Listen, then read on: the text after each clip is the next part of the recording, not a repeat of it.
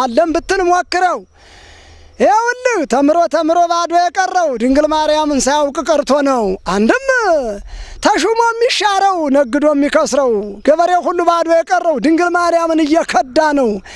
ገበሬ በምን ከዳት? ባል እየሻረ ነዋ።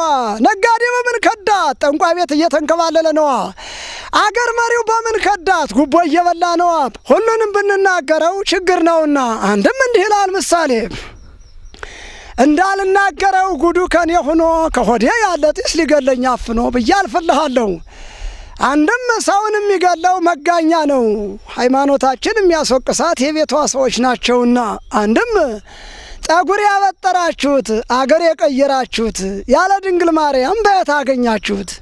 እውቀቱስ በየት ተገኘ? ትምህርቱስ በየት ተገኘ? ካባውስ በየት ተለበሰ? ጸናጽሉስ በየት ተያዘ? ባንዘልቅበትም ወጣት ከማያገባህ ሙያ ገብተህ የምትደናገረው አባቶችን ጠይቀህ ብትማረው ምን ቸገረህ?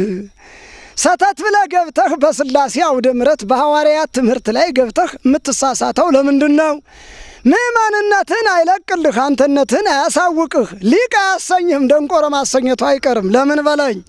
ከጉባኤ ሳይውሉ ከመንፈስ ቅዱስ ሳይደላደሉ የተማሩትን ሳይፈቱ በቅኔ ቤት ሳይፈተፍቱ ከጉባኤ ላይ ቢተክቱ ድንቁርናቸውን ነው የሚያካፍሉ ይላልና አንድም ድንግል ማርያምን ለመጥራት የተጠነቀቀ አንደበት የነጻ ልቦና ያስፈልጋልና ሆድን ከስስት ልብን ከትዕቢት በሆድ ምን ይደርበት መጥኖ መብላት ነው። እንዳገኙ አለመክተት ነው። በልብሳ ጸጸት ነው። ሌላሳ ትዕቢትን ማራቅ ነው።